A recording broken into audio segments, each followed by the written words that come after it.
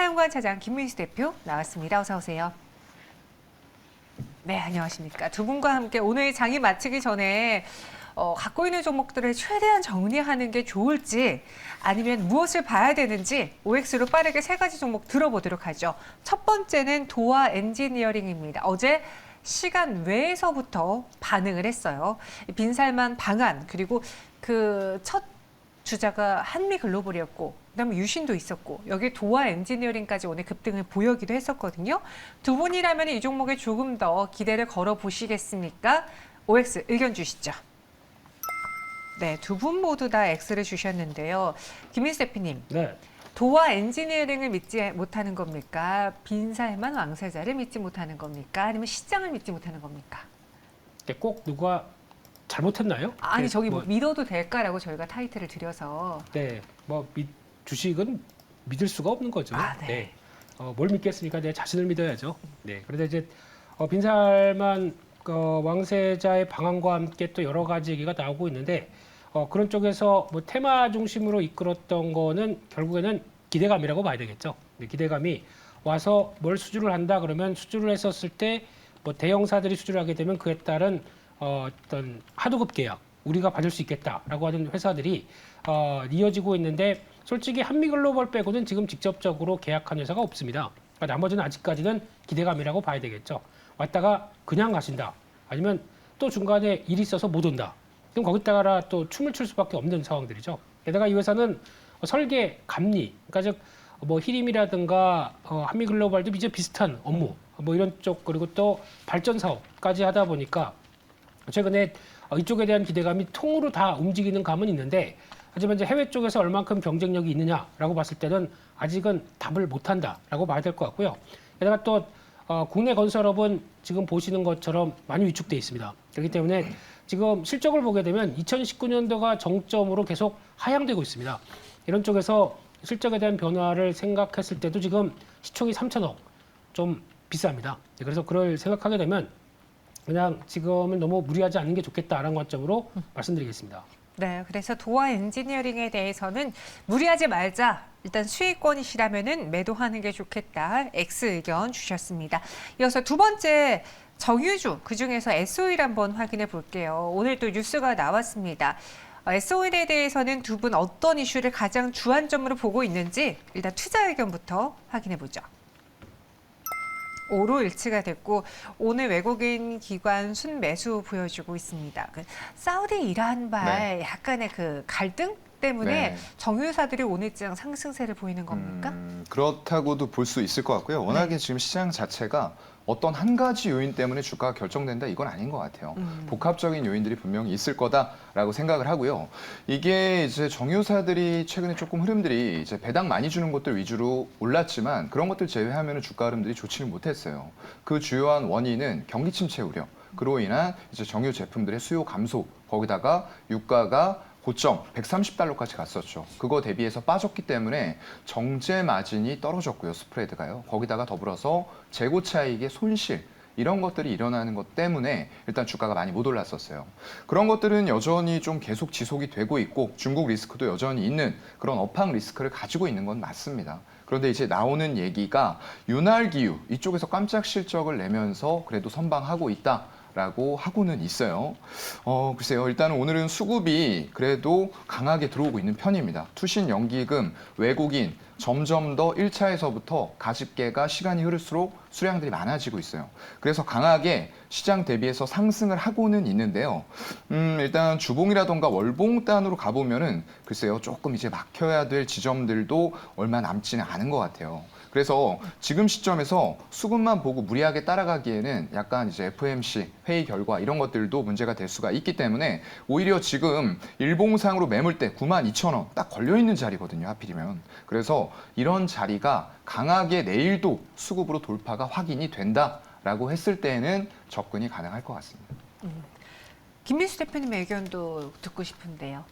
네, 정유주 입장 쪽에서 앞서 차장님께서 얘기 잘 해주셨다시피 이 회사의 강점은 일단 이번에 실적에서도 나왔듯이 이제 윤활유 관련된 쪽에 대한 부각들이나 그리고 또 지금 가장 글로벌 시장에서 고민이 유가가 아닙니다.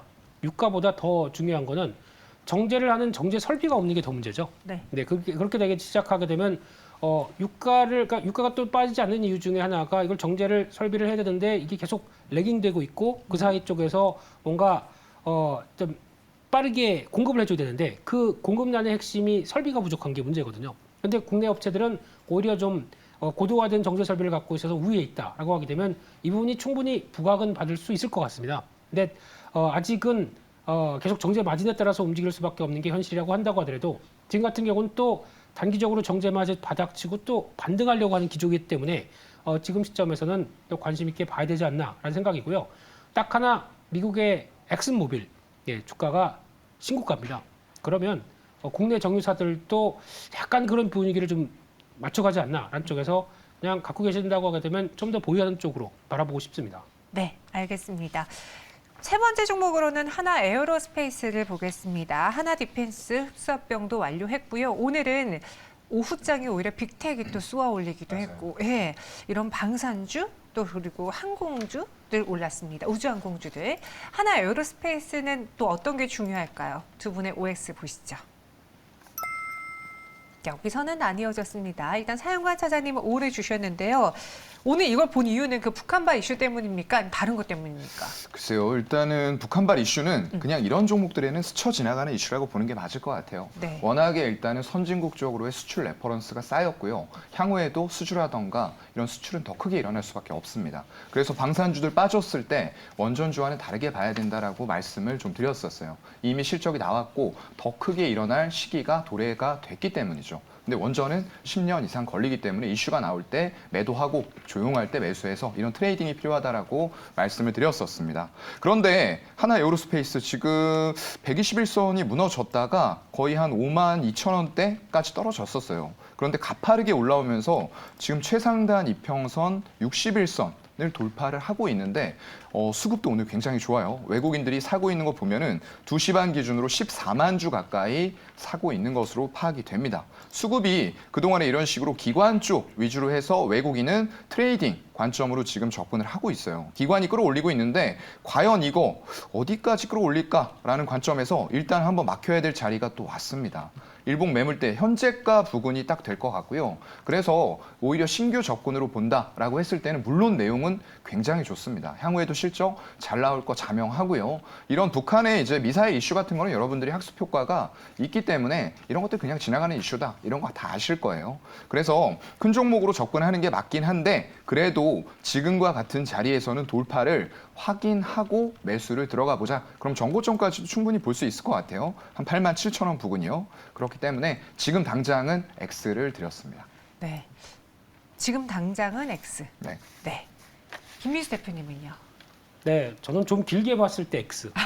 네, 라고 봐야 되는데 네. 하나그룹 쪽에서 지금 승계 작업하고 여러 가지 변화가 나오고 있죠. 그중에 하나가 이제 하나 디펜스를 합병해서 하나 에어로스페이스가 방산 쪽에 하나의 한 획을 긋겠다라는 입장 쪽에서 끌고 가고 있는데 근데 여기서 주의 깊게 봐야 될 게 이번에 대우조선해양과 관련돼서 인수 문제가 하나 에어로스페이스가 주축이 돼서 들어가기 시작합니다. 그러면 이제 결국에는 개인적인 생각으로는 대우조선해양의 전반 전체보다 어떤 그 군함 쪽이죠. 그러니까 방산 부분 쪽에 더 관심이 많고 나머지는 정상화시킨 다음에 또 매각하지 않을까라는 생각도 들고 있는데 근데 그 중에서 그 지금 회사가 방산 쪽으로 다 집중이 돼 있으니까요. 네. 그러면 이제 대우조선해양을 내년 상반기 중에 인수해서 완료하겠다는 입장인데 결국에는 한화에어로스페이스의 자체적인 현금 가지고 조달하겠다라는 입장입니다. 근데 기업이 갖고 있는 현금들을 쓸 때 거기에 나오는 여러 가지 현상들이 모자라게 되면 또 어떤 자금이나 뭐 유상증자 이런 또 여러 가지 얘기가 혹시나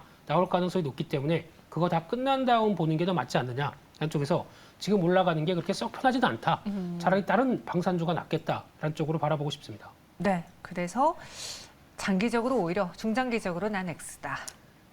끝나고 사자. 네, 그 완료되고 어떤 뭐 자금 부담이나 이런 얘기를 다 끝난 다음에 사자. 이렇게 말씀드리겠습니다. 네, 세 가지 종목 좀 빠르게 봤고요. 두 분이 직접 선택한 종목은 무엇일까요? 마감에 살 수 있는 오늘의 마지막 종목 키워드 보시죠. 경차 아니에요 라고 해주셨고요. TCC를 훔친다. 요거는 너무나 쉬울 것 같아요. 그죠? 네, 예. 쉽네요. 이거 모르면은 그죠? 네. 네. TCC 스틸인 네. 것 같고. 경차 아니에요? 정말 자동차 네. 관련된 겁니까? 아니에요. 아, 아니라고 했잖아요. 네. 죄송해요. 열어볼게요. 종목 네. 열어볼게요. 아, 레이. 네. 여기가 조금 더 신박했어요, 오늘. 그죠? 그죠? 네. 국가 애도 기간입니다. 네, 네. 죄송합니다. 네. 네, 맞아요. 그렇습니다. 그렇죠. 네. 네. 레이에 대해서 매수해야 되는 이유를 좀 들어볼 수 있을까요? 네, 오늘 일단 리포트가 나오면서 지금 네. 4.5%대 강세를 보여주고 있어요. 근데 아쉽게도 일단은 35일선에 윗꼬리가 또 달리고 있습니다. 다만 최근에 거래량 증가되고 있는 모습도 굉장히 좀 우호적이다라고 보이는 기술적 지표가 나왔고요. 일단 치과용 디지털 엑스레이 영상 진단 장비를 생산하고 판매하는 그런 업체예요. 이게 북미, 유럽, 중화권 포함해서 20여 개국에 3만여 개 고객사를 확보를 하고 있습니다. 그래서 시장이 폭발적으로 커질 때는 이미 확보가 되어 있는 고객들을 대상으로 해서 폭발적인 매출과 영업이익의 성장이 일어날 수 있는 이런 구조를 가지고 있는 거죠. 일단 디지털 엑스레이, 영상 솔루션 기술력을 확보를 하면서 영상 장비뿐만 아니라 소프트웨어 이런 쪽도 패키지로 같이 나갈 수 있다라는 장점이 있고요. 국내 유일의 디지털 치료 솔루션 플라인업을 보유를 하고 있어요. 그래서 해외 쪽에 디지털 치료에 관련된 이런 수요는 계속적으로 증가를 해나가고 있는 추세입니다. 향후에도 계속적인 증가 추세는 멈추지 않을 것으로 관측이 되고요. 그렇게 봤을 때는 이미 9개의 해외 현지 법인을 가지고 있고 60여 개의 딜러사들을 또 보유를 하고 있어요. 이런 것들이 향후에 해외 쪽에서의 매출 확대에 기반이 될 수가 있다라는 말씀을 드리는 거고요. 구강 스캐너가 지금 또 하나의 이제 중국 직접 진출로 가시화가 된다라고 했을 때에는 신사업단에서 또 하나의 매출을 뒷받침해 줄 수 있는 것들이 나타날 수 있다라는 부분들이 될 것 같습니다. 일단 3분기 매출액이 분기 최고치 달성을 했어요. 굉장히 어려운 시기고 이게 경기 침체 우려 이런 것들이 있지만 꼭 필요한 것에서는 사람들이 소비를 안 할 수가 없다라는 거죠. 그래서 이런 관련된 4분기에도 중국향까지도 또 최고 매출을 경신할 것으로 기대가 돼요. 그렇다고 하면은 다시 한번 최대 매출을 회복할 수 있을 그럴 만한 지금 주가 타이밍은 왔다라고 보이고요. 일단 주가가 굉장히 좀 못 올랐습니다. 그동안에 다른 임플란트 관련주들의 움직임들 대비해서 조금 미진했다라고 보여요. 그래서 리포트를 계기로 해서 일단 우리가 매수할 만한 자리는 한 17,000원 정도 전 저점 부근부터 매수를 시작을 해서 모아가는 전략 유효할 것 같고요. 목표가는 전 고점 9월에 갔었던 가격대죠. 한 23,000원대 중반까지 보도록 하겠습니다. 네, 레이 목표 주가는 23,500원, 순저가는 10% 이내로 마이너스 10% 이내로 잡아보자 의견 주셨고요. 이번엔 TCC를 훔친다. TCC 스틸에 대해서 투자 포인트를 들어볼게요. 저희가 마감에 사야 되는 이유가 있을까요? 네, 최근에 2차 전지 관련된 쪽에서 모멘텀은 충분한데 최근에 바닥 확보하고 움직이는 쪽이라고 하게 되면 또 어떻게 보면은 삼성 SDI 향도 될 수가 있거든요. 네. 근데 그쪽에서 변화가 들어오는 종목 쪽에서 무게를 싣고 있는데 일단 전기 주석 도금 강판 쪽입니다. 그러다 보니까 그쪽에서 과점적 지위 우리나라에 한 3개사밖에 없습니다. 그쪽에서 거의 어느 정도 성과를 내고 있는데 어떤 철강 쪽이나 식음료 그리고 또 포장용기 전자제품 이쪽에서 어느 정도 안정적인 성장을 내고 있는데 그 외에 우리가 할 수 있는 게 뭘까라고 찾다 보니까 다음 2차 전지 산업이 커지다 보니까 거기 들어가는 케이스죠. 이쪽에 대해서 원통형 리튬이온 2차 전지 케이스 쪽에 발을 넣기 시작했고 그때부터 성과가 좀 강하게 나온다라고 봐야 될 것 같은데 그런 쪽에서 그러다 보니까 수요가 많다는 게 확인이 됐고요. 그럼 기업 입장 쪽에서 이쪽에 대해서 계속 힘을 쓰겠다라고 하게 되면 증설을 하겠죠. 그래서 대규모 증설을 합니다. 니켈 도금 강판의 생산 능력이 7만 톤에서 지금 2023년 내년 하반기까지 가게 되면 14만 톤 약 2배까지 가동을 하겠다는 입장인데 그렇게 되면은 당연히 볼륨이 커지게 되겠죠. 그에 따라서 나올 수 있는 실적의 변화는 좀 더 기대가 된다는 관점 쪽에서 성장하는 2차 전지 섹터와 함께 움직이는 종목이다라는 쪽에서 눈길이 가고 있는데 2분기 아마 3분기도 실적 그렇게 안 떨어질 것 같습니다. 물론 도금 강판과 관련된 철강과 관련된 재료와 그에 따른 판가 이런 것들은 생각보다 좀 주춤한다고 하더라도 P보다는 Q에 따른 역할이 좀 더 컸다라고 봐야 될 것 같은데 그래서 올해 매출은 한 6,700억 그래서 한 25% 증가할 걸로 보여지고 있고요. 영업이익은 500억대가 넘어가면서 100% 이상 증가할 걸로 보여지는데 시총이 아직 2,000억대입니다. 그렇게 되면은 시장에서 계속 좀 값싼 그 생각보다 저평가된 성장하는 회사 찾는다라고 하게 되면 눈길이 갈 수가 있기 때문에 과거 대비해서 많이 하락했고 이에 따른 회복이 좀 들어가지 않을까라는 쪽에서 포인트를 맞추고 있고요. 그런 차원에서 지금 가격대 부근 뭐 크게 부담은 없을 자리라고 봐야 될 것 같고요. 한 9,500원대 밑에 정도니까 한 9,400원대 밑에 충분히 접근 가능할 것 같고요. 목표가는 1차로 지난 고점대에서 저항권이 있는 11,000원대, 손절가는 8,700원으로 말씀드리겠습니다. 네. 이렇게 TCC 스틸도 두 번째 마감의 살 종목으로 소개해드렸습니다. 그럼 이번에는 수급도 볼게요. 오늘 외국인과 기관이 선택한 종목 무엇이 있는지 먼저 외국인의 선택부터 볼까요? 네, 오늘 외국인들 산 거 보니까 네. 카카오페이를 좀 많이 담았어요. 한 38만 주 정도를 2시 반 가집계 기준으로 담은 것으로 확인이 됩니다. 이게 이제 의미가 있다라고 보여지는 건 아침에 샀었던 수량들 여기 보이시죠? 15만 주부터 시작해서 27만 주, 35만 주 꾸준하게 늘어나고 있다라는 부분에서 의미는 있어 보여요. 하지만 이런 수급이 과연 지금까지의 수급들 잠깐 보시면은 이런 식입니다. 잠깐 사는 것 같지만 결국에는 지분율이 계속 줄어드는 게 보이시죠? 눈에. 일봉으로 봤을 때도 마찬가지예요. 외국인 지분율은 굉장히 줄어들어 있는 상태이기 때문에 여기에서 늘릴 여지도 있겠지만 지금의 매수 이게 지속이 될까라는 부분들에 있어서는 조금 더 FOMC 회의 이후로 고민해 봐야 될 필요는 있다라고 생각을 하고요. 그 밑으로는 SK 하이닉스 36만 주가량 매수하고 있어요. 마찬가지입니다. 이것도 아침부터 해서 더 많은 수량들을 시간이 흐를수록 담고 있어요. 그런데 기관 쪽에서는 살짝 매도가 또 나오고 있는 이런 상황이기 때문에 역시나 지금 121선을 맞고 떨어진 상황에서 전저점 쌍바닥이죠. 한 8만 1,000원대에서 잡았네요. 잡고 올라가고는 있는데 확실하게 연속성 있는 매수세가 들어올 것인가. 역시나 FOMC 회의 결과를 좀 봐야 될 것 같고요. 그 밑으로는 삼성중공업 35만 주 매수가 들어옵니다. 조선주는 뭐 말씀을 드렸기 때문에 좀 생략을 하도록 하고요. 그 밑으로 아시아나항공 이런 쪽들도 매수가 들어오긴 하는데 재무 구조 조금 문제가 될 것 같습니다. 이런 것들 체크를 해 보셔야 될 것 같고요. LG 디스플레이 한 30만 주 가까이 매수가 들어오는데 역시나 연속성에 있어서는 좀 자신할 수 없는 종목이다라고밖에 말씀을 못 드릴 것 같고요. 매도하는 종목들을 좀 살펴보면요. 두산 에너빌러티 지금 100만 주가 넘게 매도가 나오고 있는 것으로 확인되고요. 기관도 보세요. 다 시퍼렇죠. 그렇기 때문에 이게 이제 어제 말씀드렸던 부분들과 일맥상통하는 겁니다. 물론 옥석 가리기 때문에 이게 예전처럼 시총 작은 종목들을 사서 끌어올리고 상한가 만드는 건 아니에요. 어제 이제 상한가 간 종목이 한정 기술이죠. 그런데 수급 상황을 봤을 때는 팔아야 될 수급이었죠, 분명히요. 두산 에너빌러티도 마찬가지였고요. 이런 수급들이 어제 개인들만 170억을 넘게 샀습니다. 20% 급등할 때요. 그렇기 때문에 조용해질 때 우리는 사고요. 이런 이슈가 나올 때는 파는 트레이딩을 통해서 수익을 챙겨야 될 시기가 좀 상당 기간 지속이 될 수밖에 없는 게 원전이다라는 말씀을 드릴 수가 있을 것 같아요. 그중에서도 이제 대안은 있죠. HRSG 이런 폐열 회수 보일러로 원전의 공백기를 메꿔줄 수 있는 BHI 같은 종목들은 조금 더 유심히 살펴보시면 좋을 것 같고요. 그 밑으로 매도하고 있는 종목이 우리금융지주 60만 주 이상 매도하고 있어요. 거기다가 카카오뱅크 같은 경우에는 페이와는 또 다른 양상의 수급을 보여주고 있어요. 물론 중간에 매도했던 수량에서 조금 줄여나가긴 했지만 다시 수량이 늘어나요.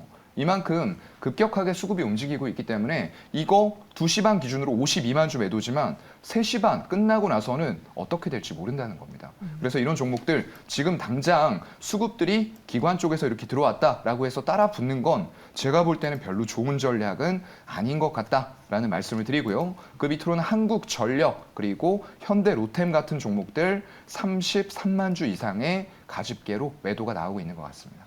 네, 이번에는 기관의 매수 매도 종목입니다. 김민수 대표님이 소개해 주실까요? 네, 기관 쪽에서 오랜만에 카카오 쪽의 매수세가 오랜만은 아니죠. 한 5일 동안 연속 매수가 들어오면서 시장에 대한 분위기 특히 지난주에도 강조드렸지만 네이버를 가지고 이 자리에서 매도하는 자리 아니다라고 말씀드렸던 것처럼 지금 카카오도 이제 비슷한 맥락 쪽에서 이제 서서히 반전이 좀 들어온다고 봐야 될 것 같고요. 그렇다고 해서 보게 되면 아직 시장의 분위기는 많이 빠졌고 그러면 이제 혹시나 뭐 연준에서 금리 정책이 약간 속도가 좀 줄을 게 아니냐라는 시각 때문에 성장주가 오늘은 또 게임주죠. 네. 이런 쪽으로 강하게 들어오는 게 거기에 또 하나의 역할을 한다고 봐야 될 것 같고요. 그밖에 오늘 SK 아이테크놀로지 같은 경우도 참 오랜만에 공매도의 청산이라고 봐야 되겠죠. 이런 쪽에서 흐름들이 나오기 시작하면서 어느 정도 주가의 반등은 나오는데 또 중기 저항선이 다가오고 있기 때문에 이 길을 안착할지는 또 지켜봐야 될 것 같고요. 마지막으로 또 매도하는 종목들 살펴보게 되면 요즘 자동차의 인기가 별로 없습니다. 그런 쪽에서 현대차에 대해서 기관은 오늘도 매도가 계속 뚜렷하게 나오고 있고요. 뭐 현대차가 못 가는 이유에 대해서 다들 아시겠지만 그중에 뭐 IRA 법안이라든가 이 불확실성이 또 미국 중간 선거 이후에 나올 수 있는 부분이라든가 거기서 나오고 있는 환율 가지고 실적이 좋았는데 그 부분이 만약에 빠지면 어떻게 될 것이냐라는 부분까지 또 궁극적으로는 경기 얘기겠죠. 경기가 위축되는데 자동차에 대한 수요가 계속 살아있겠느냐라는 부분들도 다 같이 지금 도마 위에 올라 있다고 봐야 될 부분이고요. 그 밖에 또 오늘 LIG 넥스원 같은 경우도 기관은 매도를 하고 있습니다. 그런 쪽에서 방산 쪽에서도 어느 정도 최근에 나온 이슈와 함께 움직이는 종목들이 있는 반면에 그런 흐름들이 약간 차익 실현의 기회로 나오는 패턴도 있다라는 쪽도 눈여겨보시면서 단계적으로 또 어느 정도 좀 올라왔다라고 하게 되면 막 또 쫓아가기가 좀 애매한 가격들에 있는 종목들이 있죠. 이런 쪽을 봤을 때는 속도 조절 가능성을 보고 대응을 하는 게 맞겠다는 쪽에서 조금 더 지켜보신 뒤에 대응하는 게 맞겠다고 보여집니다. 네, 알겠습니다. 이제 FOMC 회의가 이제 내일이면은 나와서 반영을 할 텐데 시장에서 무언가 큰 변화를 갖고 올 거라고 생각하세요? 글쎄요. 일단은 중요한 건 네. 파월의 입에서 무슨 얘기가 나오는지. 어차피 자이언트 스텝은 네. 어느 정도 우리가 예상하고 알고 있는 부분들이기 때문에 그 숫자 자체가 시장에 충격을 준다거나 그러지는 않을 것 같아요. 다만 파월이 이런 부분들, 현재 경기 침체 우려라던가 그리고 소비, 연준에서 막으려고 했었던 소비가 조금씩 줄어들고 있는 이런 현상들이 나오고 있어요. 그렇다고 하면은 인플레 파이터 그동안 해왔었던 이런 정책들이 효과를 보고 있다라고 생각을 할 수도 있다는 거죠. 그렇게 되면은 지금 하고 있는 긴축의 강도와 속도 이런 것들이 우리가 지금 예상하는 것보다 조금 더 약해질 수도 있겠다. 그렇다고 하면은 파월의 입에서 그런 말이 나왔을 땐 시장이 좀 움직일 수 있다는 거죠. 알겠습니다. 마지막으로 동시효과 구간 분위기 보시면요. 코스피는 전거래보다 변동 없이 2335.21포인트 지나고 있습니다. 빨간불을 켰다가 다시 보합으로 내려왔고요. 코스닥도 0.41% 하락합니다. 마감 동시효과 함께 하셨습니다.